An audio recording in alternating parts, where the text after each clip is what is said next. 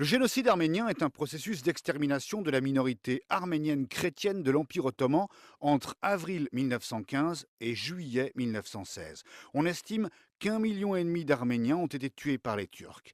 Avant même le génocide, il faut savoir que la minorité arménienne de l'Empire avait déjà subi des massacres à la fin du 19e siècle sur le fond de nationalisme turc, mais rien à voir avec ce qui allait suivre. Le contexte du génocide est le suivant: la prise de pouvoir de ce qu'on a appelé les jeunes Turcs, des dirigeants qui défendent l'identité du peuple turc. Et puis il y a la Première Guerre mondiale. Lors de cette guerre, l'Empire ottoman est allié aux Allemands et aux Autrichiens. Il est donc l'adversaire de la France, du Royaume-Uni et de la Russie. La Russie frontalière de l'Empire ottoman et surtout des territoires où sont installés les Arméniens dans l'Est. Que se passe-t-il? Alors que certains Arméniens s'engagent dans l'armée russe, les jeunes Turcs en profitent pour considérer l'ensemble de la minorité comme des agents de l'étranger.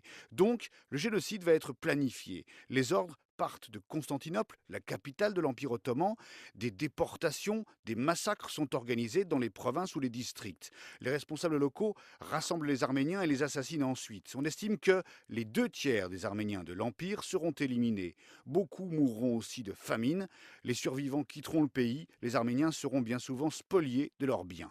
À ce moment-là, les Alliés assistent souvent impuissants au massacre. Cela dit, dès 1915, ils considèrent ces massacres comme un crime commis contre l'humanité et la civilisation.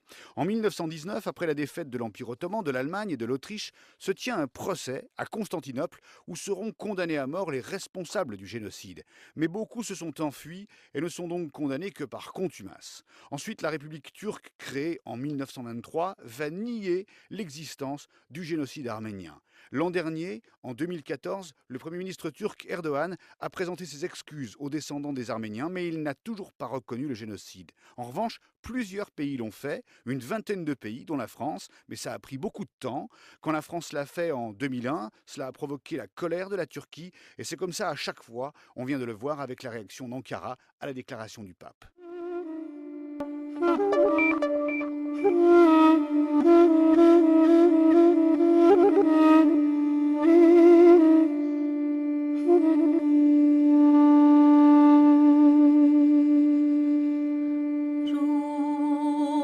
Again.